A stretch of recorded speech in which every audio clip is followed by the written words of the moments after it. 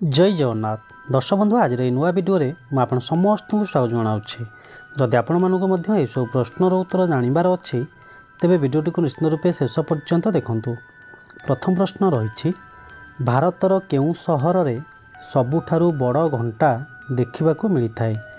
आपण मानी ऑप्शन गुड़िक रही option A Delhi, option B Kolkata, option C Hyderabad ना ऑप्शन डी अहमदाबाद।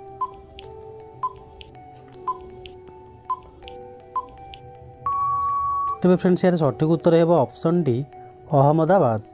भारतर अहमदाबाद सहर में सबुठारु बड़ घंटा देखा मिलता है। तो देखा परवर्ती प्रश्न।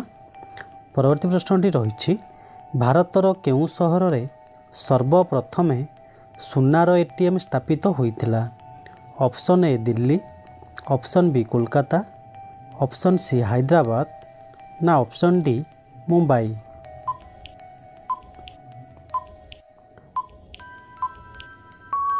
तेरे फ्रेंड्स यार सठिक उत्तर होउछि ऑप्शन सी हैदराबाद।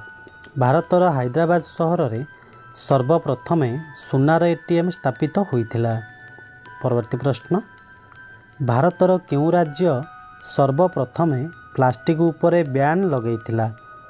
आपणकर ऑप्शन गुड़िक रही option A Odisha, option B Meghalaya, option C Paschim Banga ना ऑप्शन डी हिमाचल प्रदेश।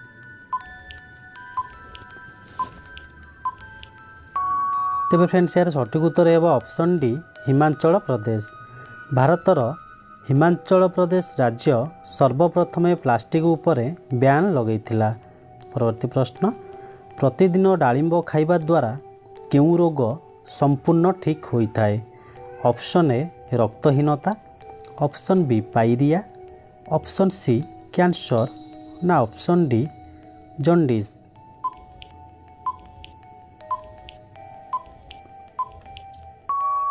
तेरे यार सठिक उत्तर होउछि ऑप्शन ए रक्तहीनता। प्रतिदिन डालिंब खाइबा द्वारा रक्तहीनता संपूर्ण ठीक होता है। परवर्ती प्रश्न।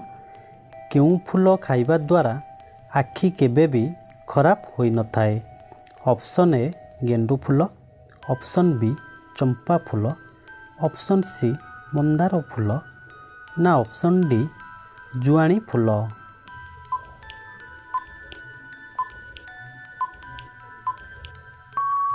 तेरे फ्रेंड्स यार सठिक उत्तर होउछि ऑप्शन डी जुआणी फूल। जुआणी फूल खाइबा द्वारा आखि केबे भी खराब होई न थाए। परवर्ती प्रश्न। कबड्डी खेल केउं देश सर्वप्रथम आरंभ करिथिला। आपनकर ऑप्शन गुड़िक रही option A Japan, option B Bharat, option C Pakistan ना ऑप्शन डी अमेरिका। तो आपनकर समय आरंभ होइबे ठारू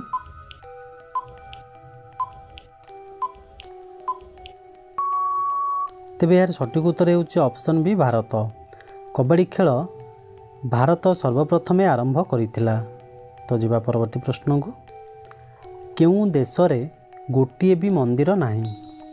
option A America, option B Pakistan, option C Saudi Arab ना ऑप्शन डी चीन।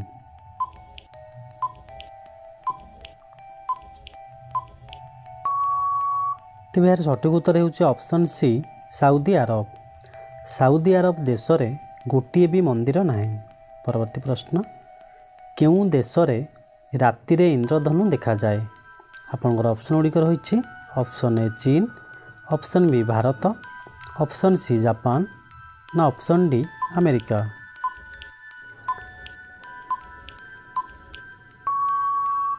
तेरे फ्रेंड्स यार सठिक उत्तर होउछि ऑप्शन डी अमेरिका। अमेरिका देश रे राति रे इंद्रधनु देखा जाए। परवर्ती प्रश्न। भारतर सर्वोच्च नागरिक सम्मानर नाम कौन। आपनकर ऑप्शन गुड़िक रही ऑप्शन ए अशोक चक्र, option B Bharat Ratna, option C Padma Vibhushan ना ऑप्शन डी परम्बर चक्र। तेरे फ्रेंड्स यार सठिक उत्तर होउछि ऑप्शन बी भारत रत्न। भारतर सर्वोच्च नागरिक सम्मानर नाम होउछि भारत रत्न। परवर्ती प्रश्न। भारत में सबुठारु अधिक वर्षा କେଉଁଠି ହୁଏ?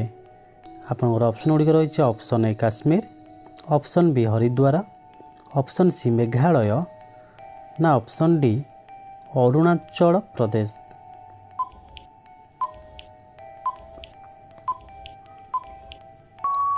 ତେବେ ଏହାର ସଠିକ୍ ଉତ୍ତର ହେଉଛି ଅପସନ୍ ସି ମେଘାଳୟ।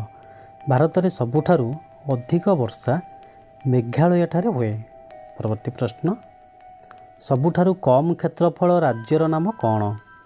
ଆପଣମାନଙ୍କ ପାଇଁ ଅପସନ୍ ଗୁଡ଼ିକ ରହିଛି ଅପସନ୍ ଏ Goa, option B Delhi, option C Chennai ନା ଅପସନ୍ ଡି ରାଜସ୍ଥାନ।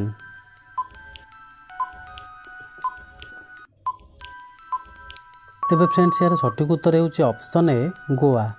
ସବୁଠାରୁ କମ୍ କ୍ଷେତ୍ରଫଳ ରାଜ୍ୟର ନାମ ହେଉଛି ଗୋଆ। ପରବର୍ତ୍ତୀ ପ୍ରଶ୍ନ, ଭାରତର କେଉଁ ରାଜ୍ୟକୁ ଇଂରେଜମାନେ ଶାସନ କରିପାରିନଥିଲେ? Option A Punjab, option B Bihar, option C Odisha ନା ଅପସନ୍ ଡି ଗୋଆ।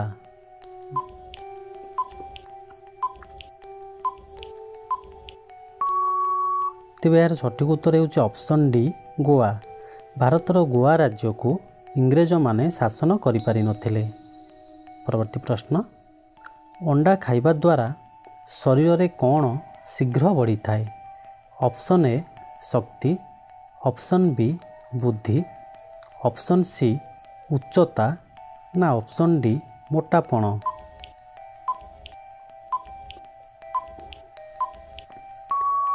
ତେବେ ଏହାର ସଠିକ୍ ଉତ୍ତର ହେଉଛି ଅପସନ୍ ଏ ଶକ୍ତି। ଅଣ୍ଡା ଖାଇବା ଦ୍ୱାରା ଶରୀରରେ ଶକ୍ତି ଶୀଘ୍ର ବଢ଼ିଥାଏ। ପରବର୍ତ୍ତୀ ପ୍ରଶ୍ନ, ଗାନ୍ଧୀଜୀ କେଉଁ ଜାତିର ଥିଲେ? ଆପଣମାନଙ୍କ ପାଇଁ ଅପସନ୍ ଗୁଡ଼ିକ ରହିଛି ଅପସନ୍ ଏ ତେଲି, ଅପସନ୍ ବି ଚମାର, ଅପସନ୍ ସି ବଣିଆ ନା ଅପସନ୍ ଡି ବ୍ରାହ୍ମଣ।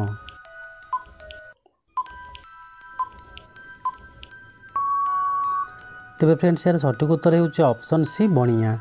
ଗାନ୍ଧୀଜୀ ବଣିଆ ଜାତିର ଥିଲେ।